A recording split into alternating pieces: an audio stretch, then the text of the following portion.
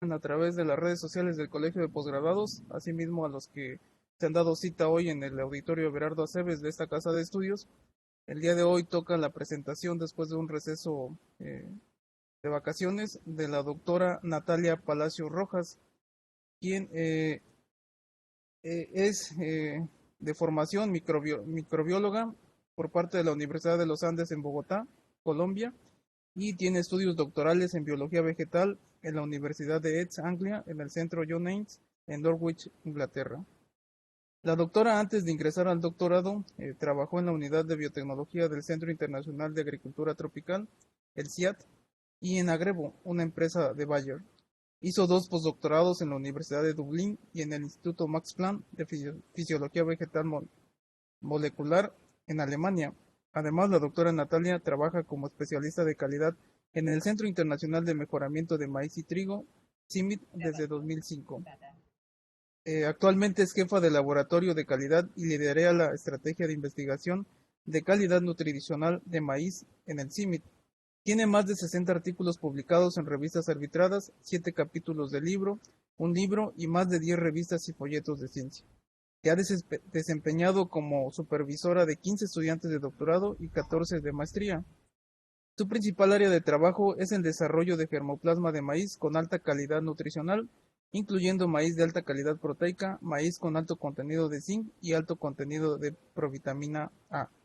Su investigación también incluye el desarrollo de métodos de procesamiento de alimentos con énfasis en la nixtamalización para aumentar los beneficios para la salud y la nutrición de los consumidores. Y el día de hoy nos complace con el siguiente tema: contribución nutricional del maíz, la biofortificación como una alternativa. Le damos paso a la doctora y posterior a su presentación, si hay alguna duda o comentario, será la hora de poderlo hacer. Adelante, doctora. Bienvenida y muchas gracias. Pues muchas gracias y muchas gracias a los organizadores por la invitación para platicar un poquito esta tarde sobre el contenido nutricional del maíz y si realmente se puede considerar como una alternativa para ayudar a la población en cuanto a el estado de salud y los estados nutricionales. Entonces, bueno, esta plática está basada realmente y muy, casi que muy parecida a una que presentamos a comienzos del año. Espero que no la encuentren demasiado repetitiva, pero realmente queríamos extender un poquito el tema de biofortificación y que pudiera llegar o tener alcance también al campus en Campeche. Pues antes de la pandemia por el COVID-19 ya se estaba creando conciencia de la necesidad de reformular los sistemas alimentarios, es decir, desde la producción hasta el consumo, porque se vio o se reconoce la necesidad de asegurar que la producción de alimentos estén dentro de los límites planetarios y por supuesto que estén dentro de los límites saludables, es decir, que desarrollemos dietas sostenibles, dietas nutritivas y por supuesto dietas asequibles a toda la población. Y bueno, después de la pandemia, no solamente el efecto de la pandemia como tal, pero también el efecto de la guerra entre Ucrania y Rusia y, por supuesto, los continuos y más frecuentes efectos del cambio climático, pues siguen siendo una amenaza bastante poderosa sobre los sistemas alimentarios y como tal tenemos una obligación como investigadores y como personas dedicadas al trabajo en agricultura a ir reformulando realmente, ir no solamente pensando, sino también actuando desde nuestras trincheras para contribuir a unos sistemas alimentarios mucho más sostenibles. Y es que antes de o durante la pandemia el mapa del hambre se presentaba como se ve en la lámina, donde realmente no solamente son continentes como el africano o de pronto la parte sureste de Asia, sino también en Latinoamérica, el riesgo y el aumento del hambre crónica ha ido subiendo y pues cada vez más países que se consideraban o se consideran más desarrollados, como el caso de México, pues todavía tenemos índices de hambre crónica del 15%. Y adicional a esto, pues sabemos que tenemos las amenazas de lo que llamamos los 3 grados de malnutrición, ¿no? Uno es el hambre como tal, el otro es la malnutrición por micronutrientes, es decir, comemos, pero no estamos realmente cumpliendo la ingesta necesaria diaria de ciertos minerales y vitaminas, incluyendo el calcio, hierro, zinc, vitamina A, etcétera. Y además tenemos la malnutrición por exceso, digamos, de alimentación no nutritiva, como es el caso, pues que nos llevan a casos como el sobrepeso y la obesidad, ¿no? Entonces esas son como las 3 amenazas que tenemos y son consecuencias indirectas de los sistemas alimentarios actuales que debemos reformular y plantear. Y bueno, ya entrando, digamos, en el tema específico del cambio climático en cuanto a la calidad nutricional, pues los altos niveles de CO2 aumentan las tasas de fotosíntesis y la calidad nutricional de algunos cultivos es alterada, especialmente cultivos C3, como es el caso de soya, de arroz, de trigo, se ven alterados los niveles de ciertos nutrientes, incluyendo hierro, zinc, proteína, el fitato, que se considera nutriente y antinutriente, pero también se ve afectado por los altos niveles de CO2 en la atmósfera. Mientras que el caso en las plantas C4 no es tan grave, pero también se ha observado un cambio en el porcentaje de estos micronutrientes hacia la baja. Además, conocemos ya estudios del efecto de las sequías extremas en el crecimiento de los niños. Es un estudio indirecto de cómo la exposición a largos periodos de sequía y de escasez de lluvia, como también excesos de lluvia, lleva a afectaciones a los sistemas productivos, hace que los periodos de hambruna o de disminución en el consumo de los alimentos sea menor y pues esto afecta o se ve mayor impacto en países por un lado, donde las condiciones climáticas son más extremas, como en algunos países o la mayoría de los países en la parte central de África y la parte sureste de Asia, como también en algunas regiones expuestas, por ejemplo, a efectos de cambios en las condiciones marítimas, en las costas, especialmente en Perú, y también, obviamente, en algunos países esto se exacerba por las condiciones sociopolíticas del país, como es el caso de Venezuela.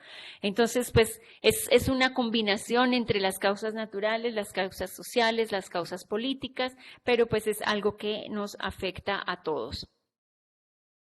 También el cambio climático y el aumento de las temperaturas ha llevado a un aumento por un lado, a un aumento en la incidencia de hongos que inducen micotoxinas en ciertos cultivos, entre ellos el maíz, pero también en Chile, en chiles, trigo, sorgo, cacahuate, etcétera. No solamente ha sido más frecuente la aparición de las micotoxinas, sino que también se ha observado que están apareciendo en regiones donde anteriormente nunca se habían reportado. Y esto es precisamente por el cambio en la temperatura y por el cambio en los patrones de lluvia que afectan la humedad relativa donde se desarrolla el cultivo. Este es el caso, por ejemplo, este es en la lámina de la izquierda, es un estudio de predicción de qué sucederá en Europa si sigue aumentando la temperatura. Esto fue del año 2016, estamos 6 años después y casi que estamos en la situación de la mitad donde se se pronosticaba un aumento de 2 grados centígrados y cómo las zonas rojas implican o muestran, digamos, las zonas más susceptibles a la aparición de micotoxinas en cultivos susceptibles, ¿no? Este es el caso específico para aflatoxinas en maíz en Europa. Pero pues obviamente es una situación que se refleja a lo largo de todo el planeta. Entonces, antes de entrar y antes de platicar un poco más en detalle la parte nutricional, tenemos también que tener en cuenta que no solamente nutrición es importante, pero también la inocuidad, la sanidad de los alimentos que consumimos. Y en este aspecto quería mencionar, pues, la importancia de la inocuidad en el grano de maíz, específicamente. Cuando hablamos de inocuidad de grano, pues nos referimos a asegurar que estén libres de micotoxinas y de residuos químicos como pesticidas que pueden afectar la salud del consumidor.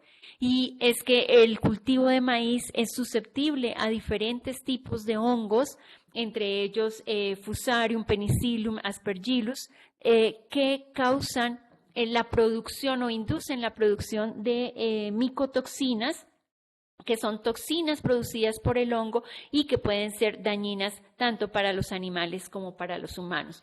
Siendo las más importantes en México las fumonicinas, que son producidas por Fusarium verticilloides y Fusarium graminarium, o las aflatoxinas, que son producidas por Aspergillus flavus. Las aflatoxinas son las toxinas más con mayor potencial tóxico, no solo por la actividad que tienen, la actividad tóxica que tienen, sino también porque son las más resistentes a la degradación o la pérdida durante los procesamientos. Entonces, realmente representan una amenaza bastante grande para los consumidores, inducen cáncer, inducen afectaciones al sistema inmunológico, haciendo que los consumidores de estos granos contaminados o de alimentos contaminados seamos menos resistentes o nuestro sistema inmunológico está debilitado y no puede defenderse en caso de enfermedades tan sencillas como una simple gripa, ¿no? En presencia de aflatoxinas se afecta también la asimilación de ciertos nutrientes, entre ellos minerales como hierro y zinc. Entonces sí es un problema bastante grande y lo hace aún más grave el hecho de que nosotros no vemos las toxinas, tampoco nos morimos inmediatamente que consumimos una toxina, una aflatoxina, sino que esto va siendo acumulativo, ¿no? Entonces por eso es más difícil por un lado, desarrollar tecnologías para detectarlas y controlarlas y también desarrollar estrategias de creación de conciencia al respecto. Pero pues es un problema que está aquí, es muy, en el caso de México, se presentan en gran cantidad las aflatoxinas en estados como Tamaulipas y Campeche. Pero, pues dada la movilidad del grano a lo largo de la República, pues se han ya reportado diferentes casos clínicos en muestras de pacientes de diferentes regiones, incluyendo en Chiapas, en San Luis Potosí, en el Valle de México, en Veracruz, etcétera. Esto es solamente un ejemplo de estudios relativamente recientes de muestras de cáncer, de diferentes tipos de cáncer en diferentes estados de la República. Pero pues esta lámina sigue aumentando y pues es un llamado de conciencia, a la conciencia respecto al problema de las aflatoxinas. ¿Cómo se pueden mitigar estas aflatoxinas? Realmente no hay una solución única, es la integración de diferentes innovaciones. La aflatoxina viene del campo, entonces se puede empezar a controlar, digamos, desde el campo. en el sentido de que el hongo está presente y es ubicuo en cualquier campo, pero hay algunas cepas del hongo que tienen capacidad de producir la micotoxina. Entonces, el uso de variedades adecuadas, variedades adaptadas a la zona, el uso de agronomía apropiada, control biológico, manejo de microorganismos en el suelo, todo eso va a contribuir a mitigar el problema. Sin embargo, eso no es garantía y por eso se necesitan intervenciones a lo largo de la cadena con buenas prácticas de almacenamiento, tecnologías post cosecha efectivas y accesibles a los agricultores, capacitación, limpieza, etcétera. Y por supuesto, a lo largo del transporte, el procesamiento, el área de regulación y políticas públicas también juega un papel muy importante en el control y mitigación de la exposición a aflatoxinas y por supuesto nosotros, cada uno de nosotros como consumidores al demandar productos inocuos y de calidad. Ahora bien, como les mencionaba, no solamente es importante tener alimentos inocuos, pero también tener alimentos nutritivos, ¿no? En el caso del maíz, pues sabemos el maíz es parte de nuestra alimentación, es parte de nuestra cultura, es parte de nuestra tradición, ¿no? Entonces, y se ha considerado, obviamente, el maíz es una fuente de energía que nos permite desarrollar pues, las labores diarias, pero también puede contribuir en ciertos aspectos de la nutrición más allá de, obviamente, fortalecer y dar la energía necesaria, ¿no? ¿Cómo podemos incrementar esos beneficios nutricionales del maíz? Bueno, por un lado, el uso de la diversidad genética. En México, pues por ser centro de origen y centro de diversidad del maíz, cuenta con una gran gama de maíces de diferentes colores, de diferentes tamaños, texturas de grano, etcétera. Y esa diversidad genética es el reflejo de la composición química de la planta y de los granos en específico. Cuando hablamos de los maíces azules, por ejemplo, son maíces altos en antocianinas, que son compuestos antioxidantes que tienen propiedades nutricionales benéficas para los consumidores. Igualmente los maíces amarillos, este color está dado por carotenos, que también por un lado son compuestos antioxidantes, por otro lado algunos de los carotenos son compuestos con capacidad de convertirse en vitamina A, y por eso los llamamos provitamina A, ¿no? Y sabemos que la vitamina A es esencial no solamente para la visión nocturna, sino también para el desarrollo de un buen sistema visual de los niños y el fortalecimiento del sistema inmunológico.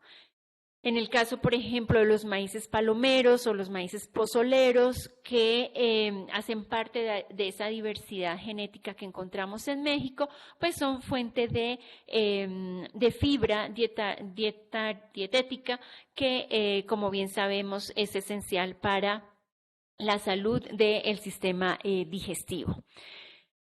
Adicional al poder utilizar esa diversidad genética, también se ha desarrollado maíces que nosotros, bueno, que se conocen como maíces biofortificados. ¿Qué quiere decir esto? Son maíces que a través de mejoramiento convencional, es decir, de cruzas, de selección y cruzas, se han desarrollado maíces con mayor acumulación de ciertos micronutrientes en el grano de maíz, que es la parte consumible, ¿no? También se han desarrollado otros cultivos biofortificados como frijol, trigo, sorgo, etc. En el caso específico de maíz, hemos trabajado en el desarrollo de maíces de alta calidad proteica, que realmente es una innovación que se desarrolló hace más de 50 años ya, siendo la doctora Evangelina Villegas, una bioquímica mexicana, quien lideró esta investigación y este desarrollo de estos maíces de alta calidad proteica, que tienen mayor contenido de aminoácidos esenciales como lisina y triptófano, de los cuales necesitamos nosotros como humanos y los animales monogástricos en general enriquecer la dieta con estos aminoácidos. También hemos desarrollado maíces con alta calidad maíces con mayor contenido de provitamina A, carotenos que se convierten en vitamina A cuando los ingerimos, y maíces altos en zinc, que el zinc es uno de los minerales más importantes en nuestra dieta, por supuesto junto con el hierro, que contribuyen al fortalecimiento del sistema inmunológico, al desarrollo psicomotriz de los niños y la prevención de diferentes enfermedades, especialmente protección contra enfermedades virales, como por ejemplo el coronavirus. Otra forma de aumentar ese beneficio nutricional del maíz es, por supuesto, a través del procesamiento o la transformación del grano en un alimento. Y es por eso que se recomienda o se menciona el consumo de grano completo, porque en este caso estamos consumiendo no solamente la parte de almidón y de proteína que se encuentra en el endospermo, sino también las grasas que se encuentran en el germen o minerales y vitaminas que encontramos en todo el grano, mayoritariamente en la capa de aleurona y en el pericarpio. Y por supuesto el gran contenido de fibra que encontramos en el pericarpio. Una forma de procesamiento que realmente destaca por los beneficios nutricionales es la nixtamalización, donde hay un impacto en el contenido, por un lado, de calcio, gracias a la sal, al hidróxido de calcio que utilizamos para la nixtamalización, pero también el proceso hace que, por los cambios de pH y por los tiempos de reposo, hace que ciertos compuestos se vuelvan más biodisponibles, es decir, que cuando nosotros los ingerimos, el cuerpo los puede utilizar más fácilmente, como es el caso, por ejemplo, de la niacina, de la vitamina B3, de muchos aminoácidos, proteína, etcétera. Y otro de los procesos que también contribuyen a los beneficios nutricionales es la fermentación, precisamente por ese desdoblamiento de azúcares que se da durante el proceso sin necesidad realmente de llegar a fermentación alcohólica. Y pues también contribuye dado al aumento de los microorganismos, ¿no?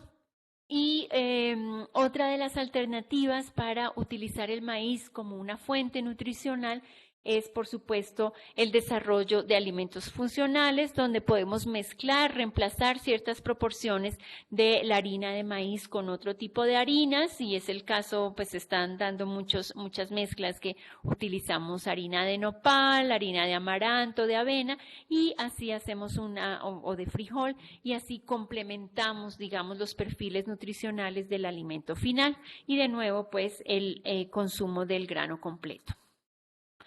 Por supuesto que la mayor y mejor recomendación es poder contar con una dieta diversificada, no solamente puede ser basada en maíz o basada en uno de los cereales, pero por supuesto complementarla con otras fuentes de frutas, leguminosas, vegetales, etcétera, y así pues poder cerrar y completar el perfil nutricional que requerimos para nuestra ingesta diaria. Cuando hablamos de la calidad de grano de maíz, hacemos referencia entonces a esos atributos físicos, químicos y sanitarios que afectan el uso final del grano. Y esa calidad del grano está dada por diferentes aspectos.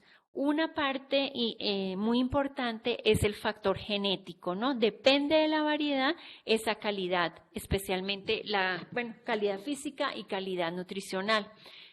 Pero esa calidad se va a ver afectada por la agronomía, cómo nosotros estamos produciendo el grano. Pues si nosotros no le estamos dando el suficiente nutrientes a la planta, pues la planta no va a poder acumular, no va a poder desarrollar el grano completo y tampoco va a poder acumular los nutrientes necesarios en el grano. Y también se da la interacción genética entre la variedad y el medio ambiente y la agronomía, que va a afectar la calidad del grano. Además de eso, podemos tener y producir un grano muy bueno en el campo, pero si no tenemos las condiciones adecuadas de almacenamiento, pues se puede echar a perder, bien sea por proliferación de hongos que vienen del campo, como el Aspergillus que mencionábamos anteriormente, y por supuesto la producción de aflatoxinas o de fumonicinas, y también por afectación por plagas de almacenamiento. Entonces es la suma y la interacción de esos factores lo que va a contribuir o va a definir la calidad del grano final. En cuanto a la calidad nutricional, pues ya hemos venido mencionando diferentes compuestos que encontramos en el grano de maíz mayoritariamente en el endospermo, que es la zona central más grande del grano, es donde encontramos una red de almidón y proteína. En el caso de los maíces amarillos, ahí en esa red encontramos los carotenos, y en el caso de los maíces azules encontramos antocianinas en el pericarpio y en la capa de aleurona. En estas dos estructuras también se localizan o se depositan la mayoría de los minerales, las fibras, compuestos fenólicos, etc. Y en el caso del germen, es donde se acumulan los lípidos, algunos minerales, antioxidantes y algunas vitaminas. Obviamente existe una gran diversidad genética en cuanto a la concentración o el contenido de estos compuestos en el grano, y pues se ha podido aprovechar esta diversidad genética no solamente para consumir estos granos como tal, como fuente de, sino también para desarrollar los cultivos biofortificados. Y pues en eso otra vez mencionar la gran diversidad que existe en México, diferentes tipos de granos, diferentes colores, etcétera, y cómo cada uno de esos granos, ya que han sido parte del desarrollo de la cultura y de la civilización, cada tipo de grano tiene un uso diferente, ¿no? Desde las palomitas, que son granos mucho más duros y pequeños, hasta, por ejemplo, los granos pozoleros que se utilizan, bueno, obviamente para el pozole, pero también para preparar atoles, etcétera, que se caracterizan por ser granos harinosos, granos suaves y que producen, bueno, ricos en almidones que llevan a facilitar el espesor de los atoles.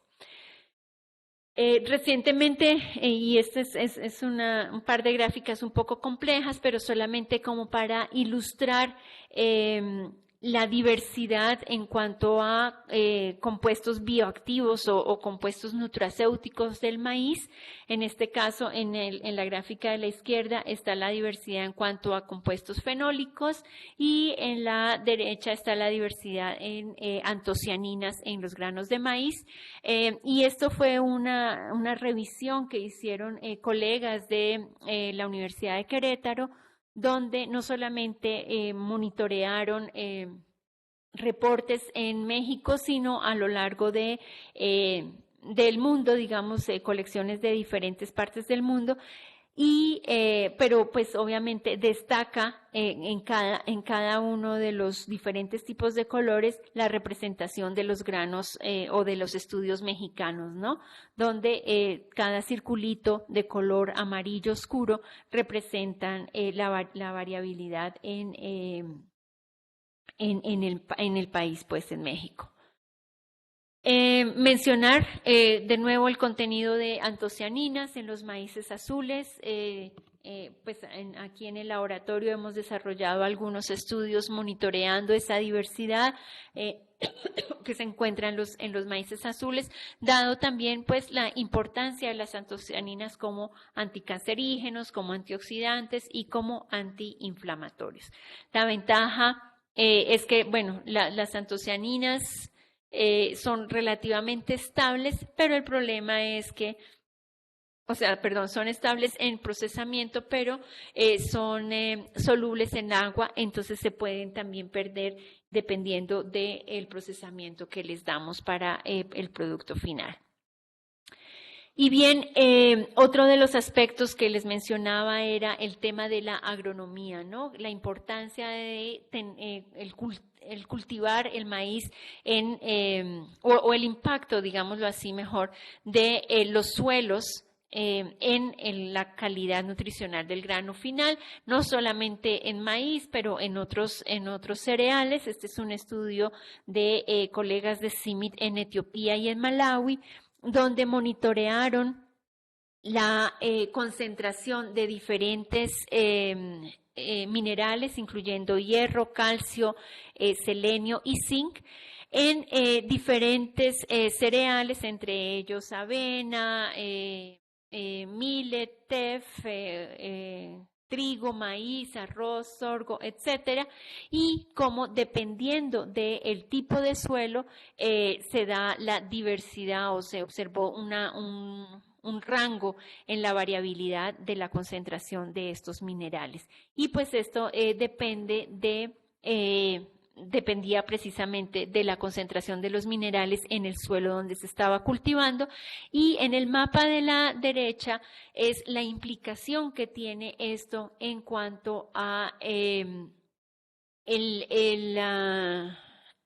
la contribución en la dieta en Malawi especialmente, ¿no? Entonces, dependiendo de qué tanto mineral había en el suelo, abajo en los mapas de abajo se ve en colores rojos más fuerte las zonas de mayor deficiencia de estos micronutrientes en la población. Entonces sí hay una correlación entre las condiciones de cultivo, la acumulación en el grano final y el efecto final en los consumidores. También para mencionarles la importancia precisamente de este manejo agronómico en el cultivo. Este fue un estudio que realizamos en milpas de Guatemala, en la zona alta de Guatemala, para ver la contribución de los productos de la milpa en la dieta y en la nutrición de la población, ¿no? Entonces, ¿qué pasa cuando la milpa es solamente de maíz y frijol, o maíz o calabaza, maíz, papa, calabaza, etcétera?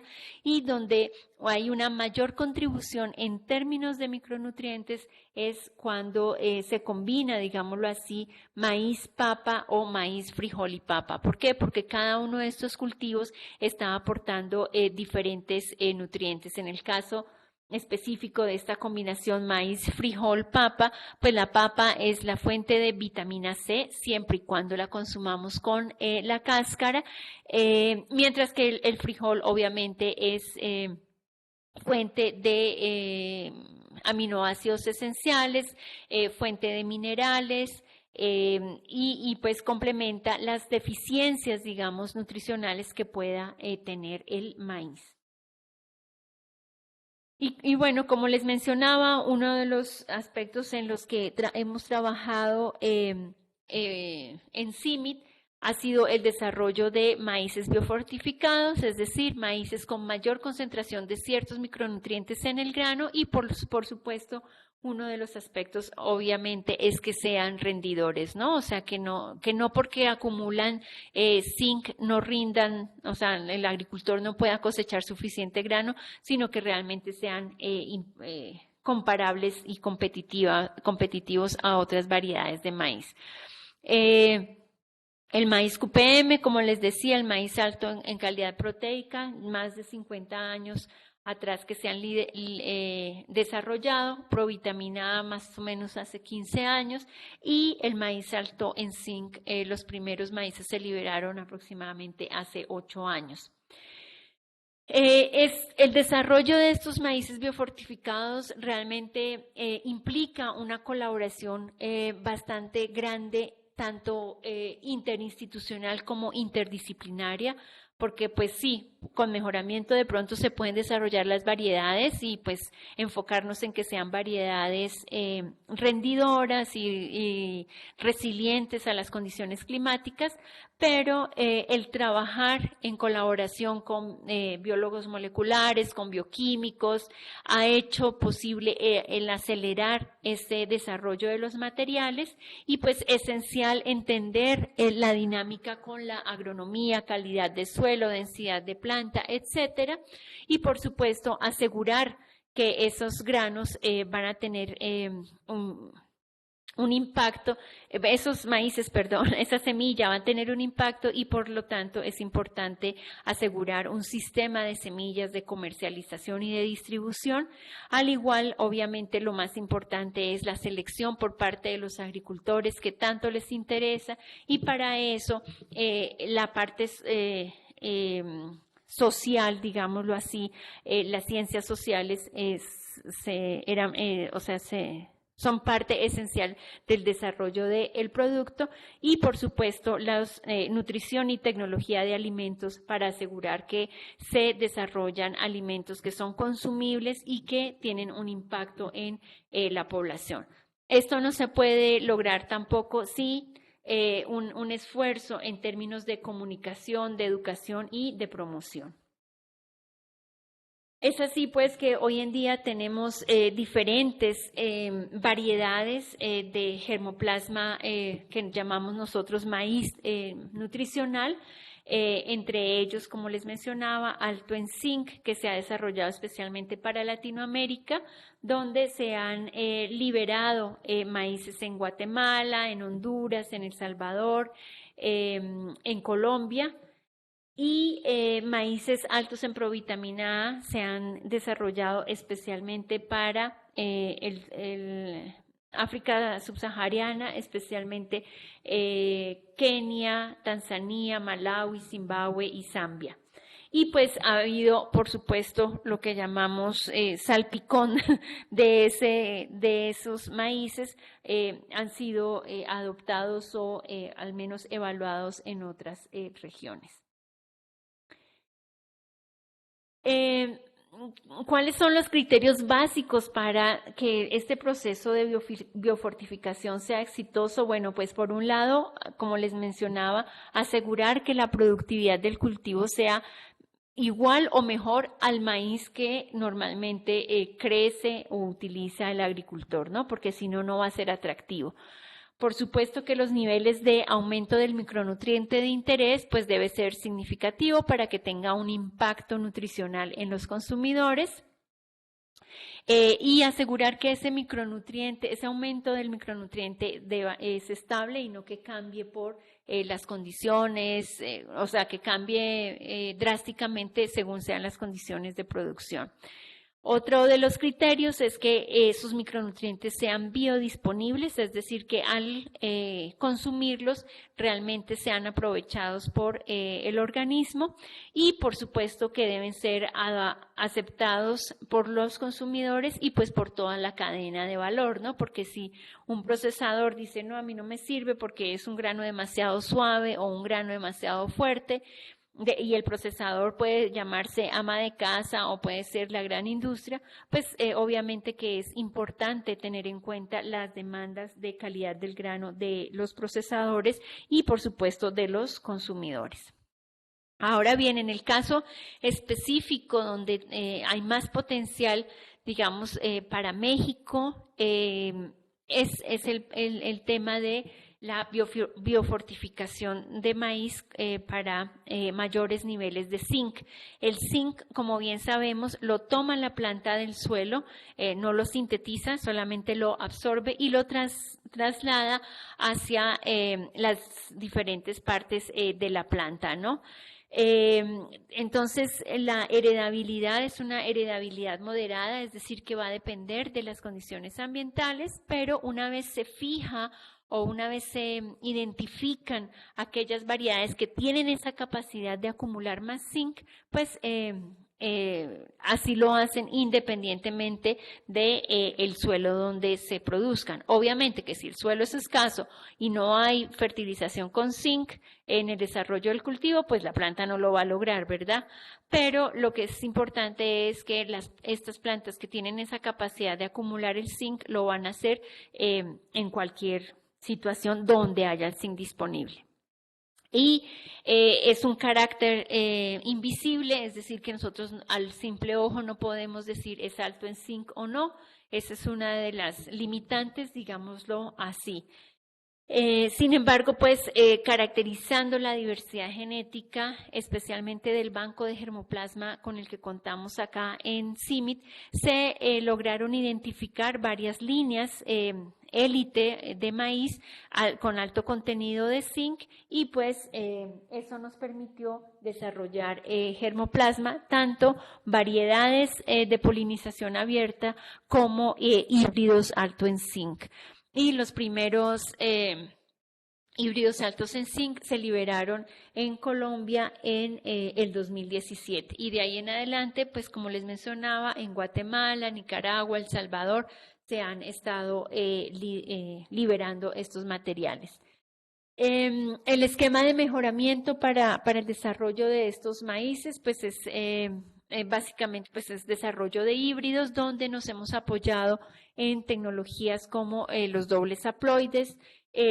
Tenemos que monitorear la concentración de zinc en el grano, entonces en las etapas iniciales del mejoramiento utilizamos metodologías rápidas y baratas de monitoreo, como es la fluorescencia de rayos X, donde podemos analizar pues, seis muestras en 30 segundos. Entonces eso nos da una alta capacidad de análisis, y ya en las etapas finales pues se recomienda hacer los análisis por digestión y análisis en plasma para detectar el contenido de zinc. Esta es una metodología un poco más tediosa, un poco más larga y más costosa. Entonces, por eso se recomienda especialmente solamente para las etapas finales o las etapas de validación. También hemos estado explorando la posibilidad de utilizar predicción genómica para acelerar este proceso de mejoramiento convencional para el desarrollo de materiales altos en zinc, y pues hasta el 2021, hasta el año pasado, pues teníamos bastante, o sea, la correlación entre la selección genómica y la selección fenotípica era bastante alta, y esperamos que en el próximo año podamos liberar los primeros híbridos con líneas que han sido seleccionadas a través de predicción genómica. Y pues la ventaja de eso es que se reduce el costo del proceso de mejoramiento. Otro de los aspectos importantes a considerar es dónde se encuentra ese zinc que se está acumulando en el grano. ¿Por qué? Porque eso nos va a permitir desarrollar las estrategias específicas para el consumo y el procesamiento del mismo, ¿no? Porque en el caso del zinc se acumula especialmente en la capa de aleurona y en el germen. Entonces, pues debemos sugerir que este tipo de grano se consuma como grano completo o como grano por lo menos con el germen, que no sea grano desgerminado o decorticado. También otra de las formas de consumo pues puede ser como elote en maíz fresco, y para eso monitoreamos la acumulación de zinc durante el llenado de la mazorca para ver si en la etapa lechosa ya podría contribuir a un aumento en la concentración de zinc. Y pues aunque sí hay un aumento, no es la concentración final que nosotros estábamos esperando, de más o menos 30 partes por millón. En la etapa lechosa va a estar alrededor de 20 partes por millón, pero 20 partes por millón es lo que normalmente va a tener un híbrido normal, o sea, no alto en zinc, en la etapa seca, ¿no? En la etapa de madurez fisiológica. Entonces, aunque no es una concentración alta en la etapa lechosa, sí tiene un impacto nutricional si se consume maíces altos en zinc. Entonces, también hemos desarrollado algunos estudios de retención de estos compuestos en los diferentes tipos de procesamiento. Donde más los encontramos es en los productos nixtamalizados, que utilizamos grano completo. En las palomitas también se retiene el componente. y pues va, digamos, disminuyendo dependiendo del procesamiento. Por ejemplo, el maíz precocido que se utiliza para las arepas en Venezuela y en Colombia, ahí durante ese procesamiento de decorticación del maíz se pierde parte del zinc y por eso estos compuestos, estos productos tienen menores concentraciones. Y lo mismo sucede con los grits. Los pinoles, por ejemplo, también son alimentos que pueden tener un valor nutricional bastante alto al utilizarse alto contenido, al utilizarse granos completos y más aún si se utilizan granos completos de maíces biofortificados. Solamente para mencionarles, entonces estos maíces pues han sido comercializados en diferentes países, siendo uno de ellos Guatemala,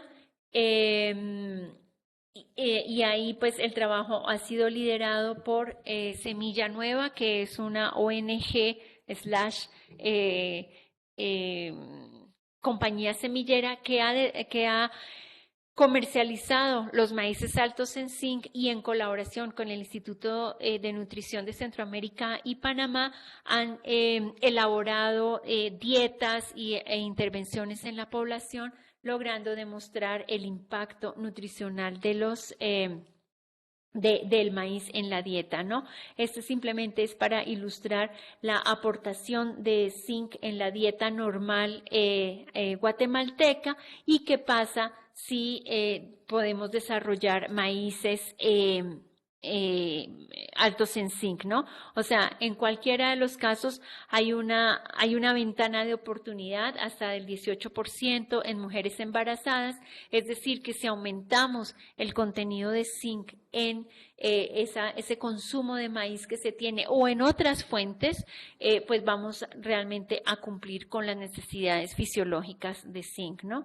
Y es así como utilizando maíz biofortificado realmente se cumple esa necesidad fisiológica de ingesta del zinc, tanto en madres lactantes, mujeres embarazadas y en niños. Y pues se puede consumir como elote hervido, como tortilla nixtamalizada y se llega hasta un aporte de hasta del 100% en el caso de los niños o en el caso de los niños y de las mujeres embarazadas se puede llegar a cumplir la ingesta necesaria de este compuesto. También los colegas de Semilla Nueva pues monitorearon el contenido de zinc en diferentes fincas, en diferentes ranchos, para ver cómo era el comportamiento de estos materiales, dependiendo del manejo agronómico o del suelo. Y pues como les mencionaba anteriormente, aunque la concentración final neta puede variar, lo importante es que estos maíces altos en zinc tienen la capacidad de acumular el zinc. Entonces, en comparación con el testigo, que es un maíz normal que no tiene esa capacidad de acumular, pues estos maíces siempre resaltaban por la mayor concentración de zinc, que son las barras rojas que vemos en la lámina. Y las barras grises son los valores de zinc del testigo o maíces normales. Entonces, eso pues da una garantía de que el maíz de todas formas va a tener una aportación mayor de este mineral. Y es así pues como el desarrollo, la utilización y la diseminación de la semilla ha aumentado, ha ido progresivamente aumentando en Guatemala y pues la idea es que siga esta tendencia a través de los años. Obviamente durante la pandemia pues hubo un poco de retraso en las proyecciones, pero ya otra vez se ha disparado, digamos, la producción de la semilla, la siembra y la demanda de los maíces altos en zinc. Y pues, ¿qué pasa en el caso de México?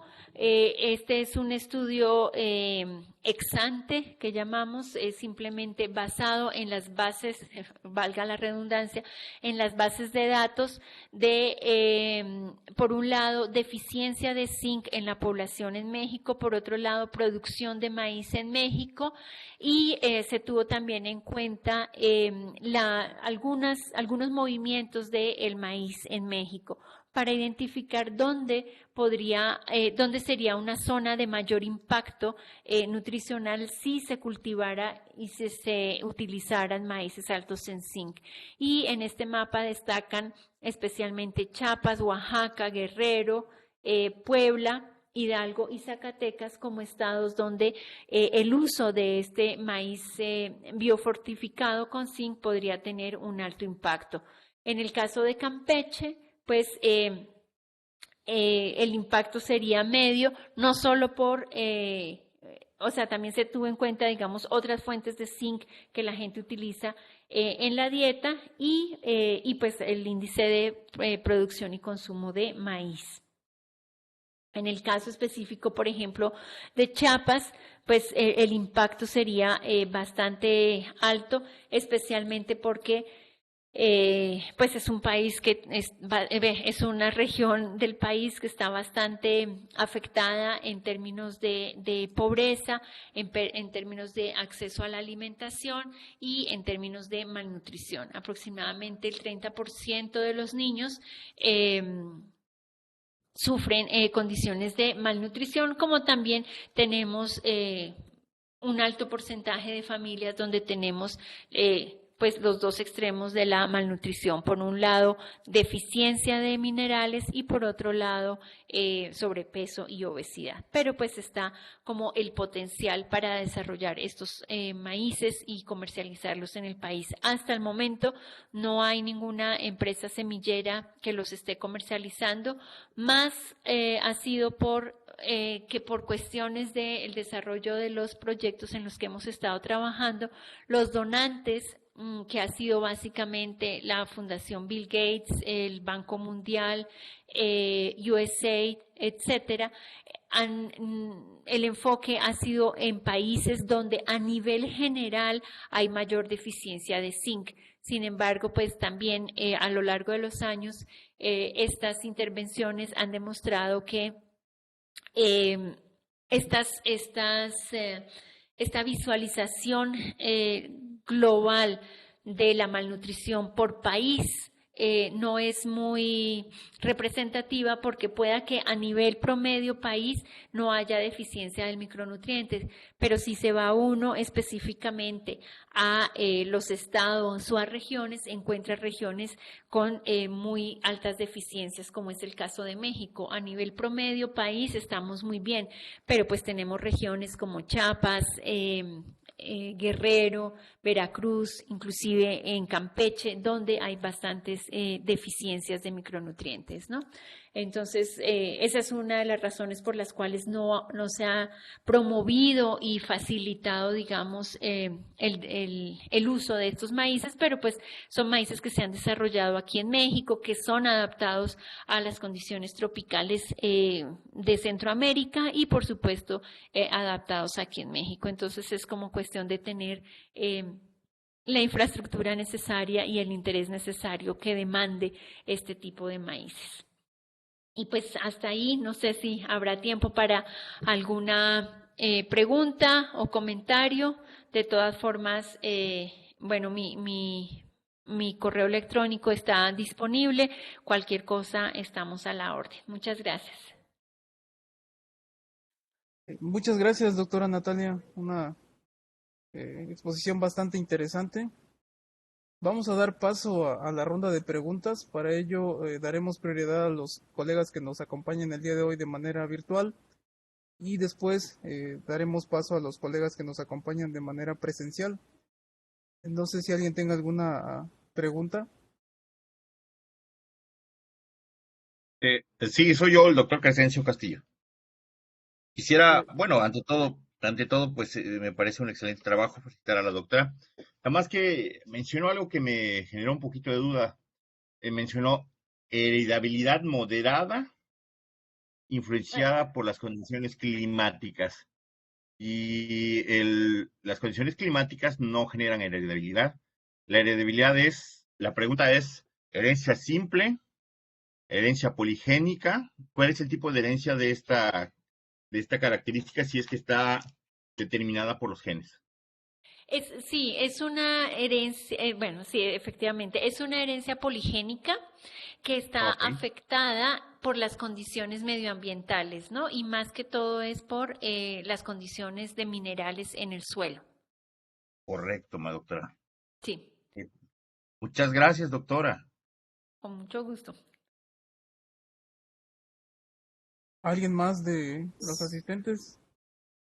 Stefan, aquí. Sí, Adelante, nosotros doctor. hablamos algo de tiempo, ¿no, doctora?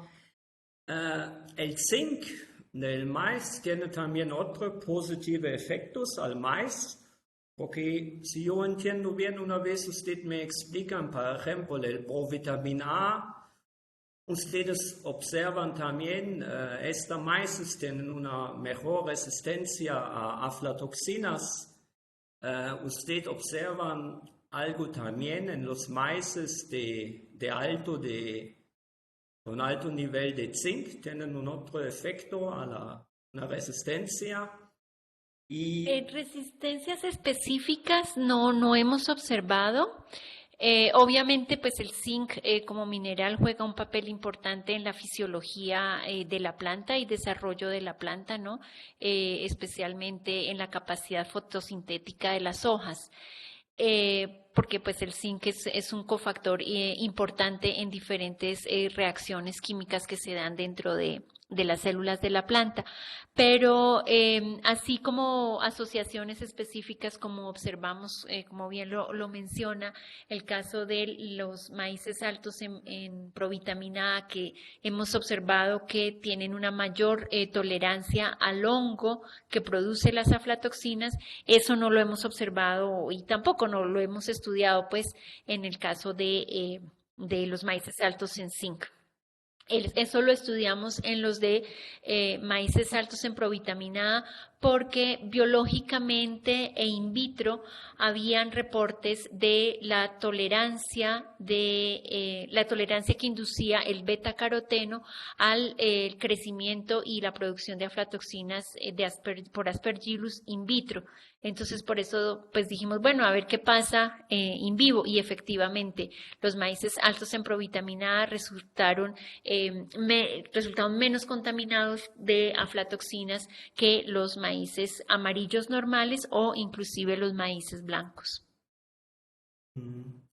Otra pregunta, si yo entiendo bien, el programa del CIMMYT es especialmente ahora con la tecnología de doble haploides, yo siento 100% dedicado a los híbridos, o también usted desarrolla poblaciones.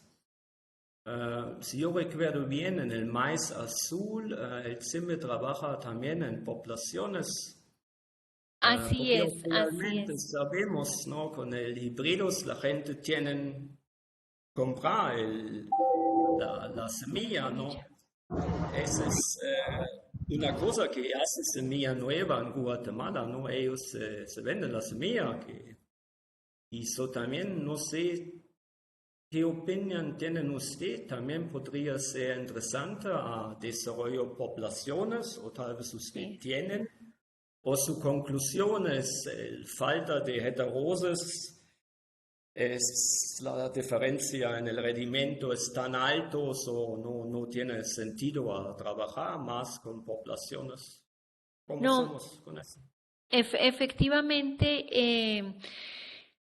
bueno, los dobles haploides lo que nos permite es desarrollar líneas más rápidas, ¿no? Más rápidamente. Y estas líneas las podemos utilizar bien para desarrollar híbridos simples o triples o como sea, que obviamente que sí tienen un mayor potencial de rendimiento, pero esas líneas también se pueden combinar para desarrollar variedades de polinización abierta, que simplemente es la combinación de 4 a 6 líneas, ¿no?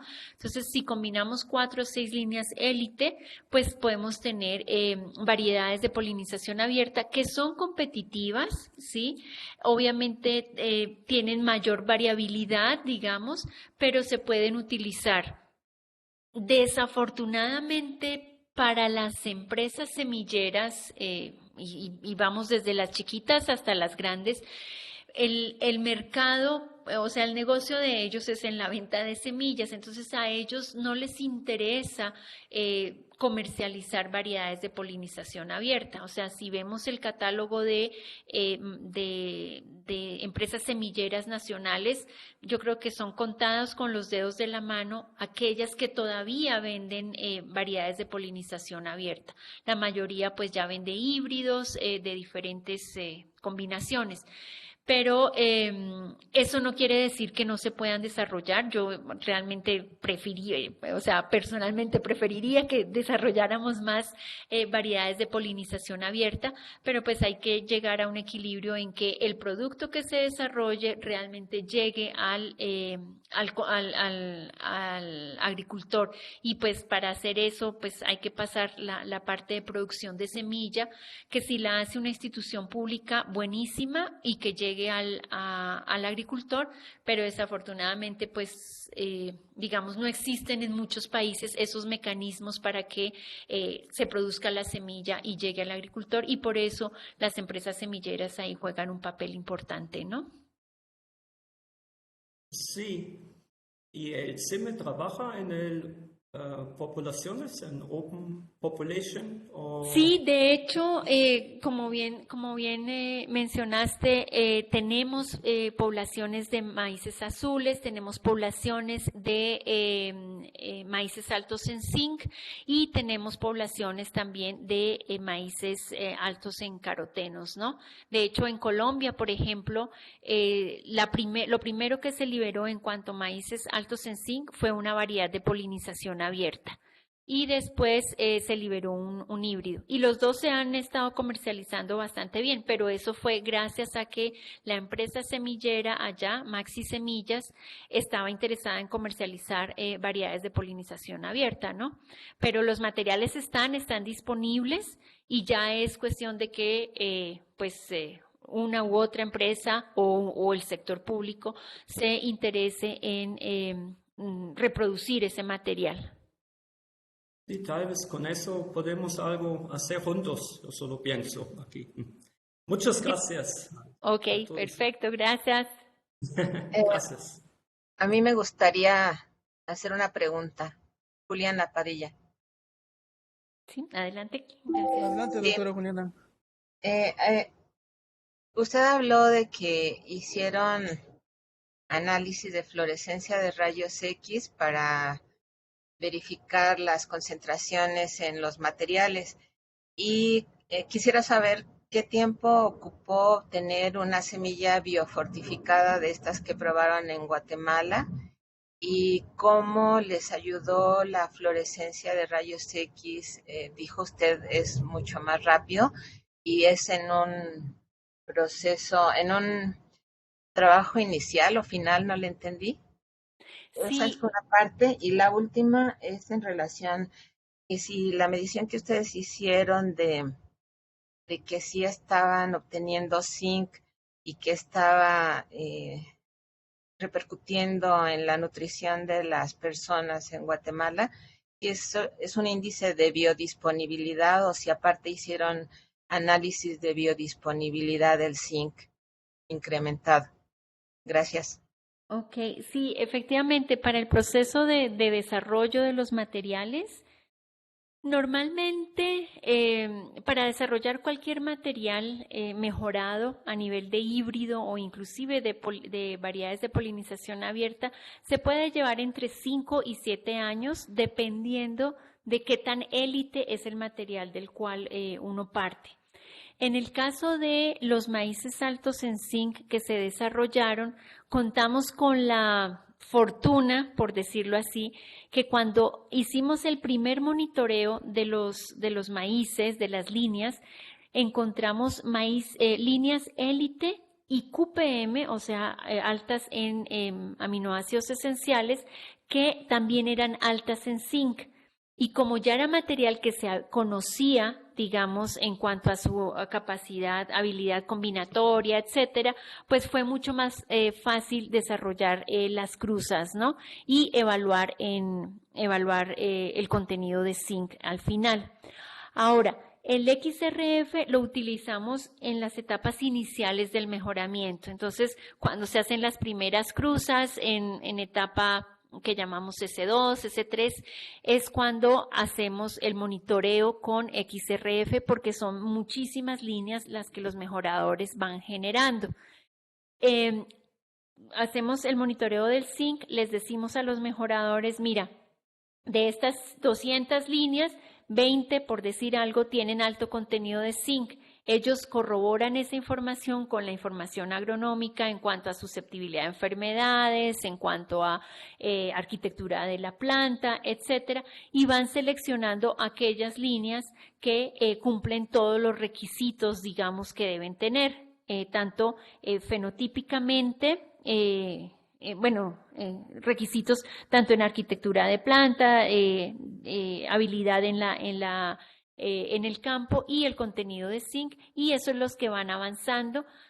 Se hacen las cruzas y ya después evaluamos en los híbridos, ya en los híbridos finales, ya los que el mejorador dice, estos son los que rinden, los que tienen mayor resiliencia en diferentes condiciones bióticas y abióticas. Entonces ahí evaluamos utilizando pues metodologías de química húmeda, ¿no? Entonces, así es como nos hemos apoyado en estas tecnologías de análisis químico más rápido o de análisis químico, de verdad, química húmeda esencial como digestión y plasma. Ahora bien, en cuanto al efecto del zinc en la población, esto se ha venido monitoreando, no hemos desarrollado. Bueno, hicimos un estudio pequeño de la eficacia del zinc en el grano de maíz. Este se hizo en África, pero el tema es determinar los marcadores específicos para ver el impacto en la población. O sea, no hay un marcador como por ejemplo en el caso de el hierro, que cuando uno consume y le miden la ferritina, sí, aumentó el contenido de hierro en la sangre. En el caso de zinc no hay un marcador específico fácil de monitorear. Entonces, el impacto se ha ido midiendo a nivel poblacional y ese es el trabajo que en realidad ha estado desarrollando el Instituto de Nutrición de Centroamérica y Panamá, el INCAP.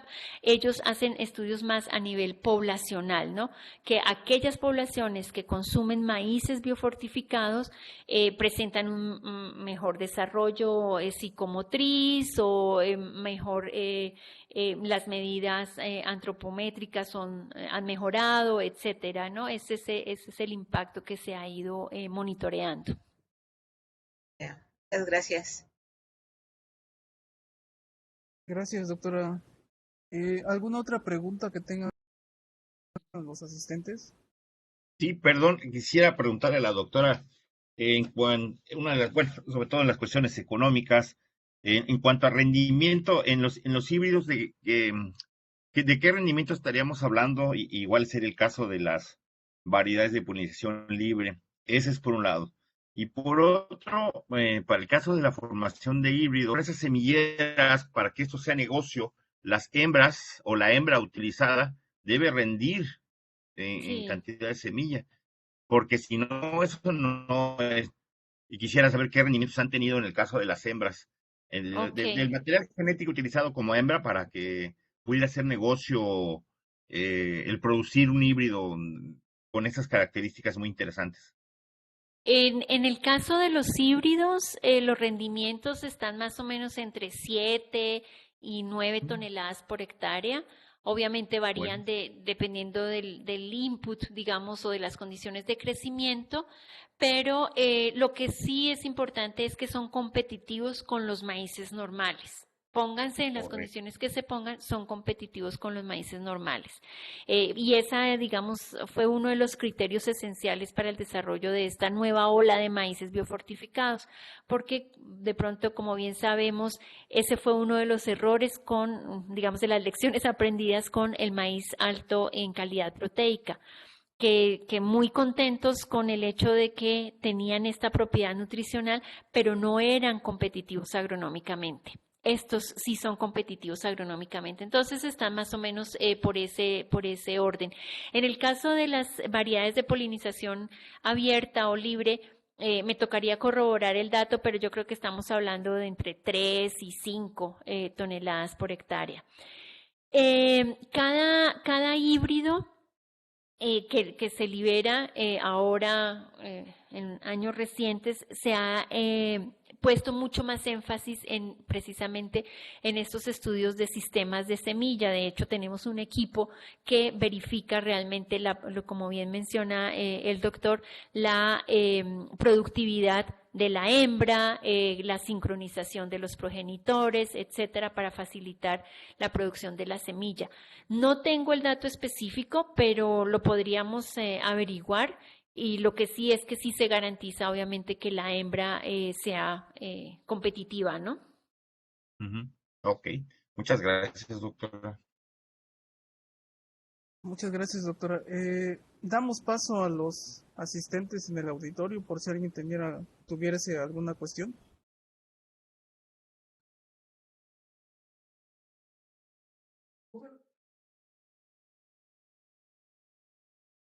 ¿Algún alumno, profesor o colega que quisiera ampliar un poco más lo que hoy nos ha presentado la doctora Natalia? Claro. Muy buenas tardes a todos los presentes y principalmente a la doctora. Muy bonito trabajo. Mi pregunta era acerca de estas variedades fortificadas. ¿Tienen mayor resistencia o son resistentes a los fitopatógenos, a los hongos que mencionó? Porque es importante, porque son los que le van a dar la inocuidad al alimento, ¿no? Entonces, mi pregunta es, ¿tienen esas variedades liberadas tienen la resistencia a los hongos? Porque, por ejemplo, aquí tenemos problemas con hongos Fusarium. Entonces, esa es mi pregunta. Algunas de ellas sí, porque de hecho para parte de o sea, como parte de la evaluación de los híbridos, se ponen estas variedades en lo que llamamos nosotros, pues, hotspots, ¿no? Para las enfermedades. Y uno de ellos es para Fusarium y mancha de asfalto en Chiapas. Entonces, se seleccionan aquellos híbridos que presentan mayor resistencia, ¿no? En la medida de lo posible, pues sí, son híbridos, digamos, lo más resilientes posible, ¿no? Obviamente no podemos tener todas las características en un solo material, pero lo más resilientes posible para las zonas de interés. Ok, ok. Una otra pregunta es acerca de si las semillas liberadas después para los agricultores es necesario algún manejo. Usted mencionó una lámina donde nomás señalaban las buenas prácticas agrícolas. Mi pregunta es acerca de las semillas. ¿Realmente son liberadas y sembradas así o llevan un tratamiento? No, común y corriente. No lleva ningún tratamiento. Sí, muchas gracias. Ok.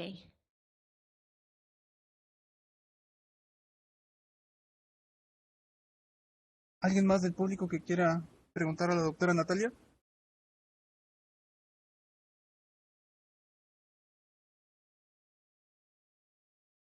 Bien, bueno, de no haber otra cuestión, doctora, le agradecemos y yo tengo una duda.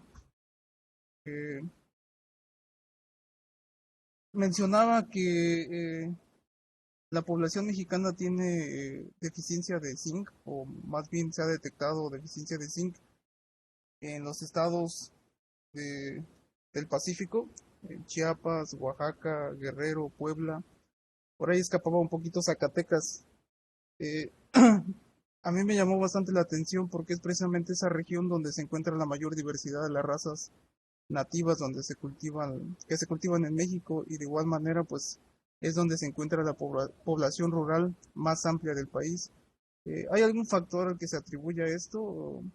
Mi No, duda es sí. básicamente, esas razas que se cultivan no son ricas en zinc, o ¿a qué se atribuye esto? La verdad es digamos, un área de oportunidad para investigar. No sabemos en realidad qué factor de la dieta está haciendo que el consumo de zinc no sea el adecuado en la población. Este índice de priorización, digamos, como les comentaba, lo basamos en los datos de Ensanut, en los datos de producción de maíz y en la diversidad de la dieta, pero no sabemos realmente cuál es el factor que está haciendo que la población tenga menores contenidos de zinc, de ingesta de zinc.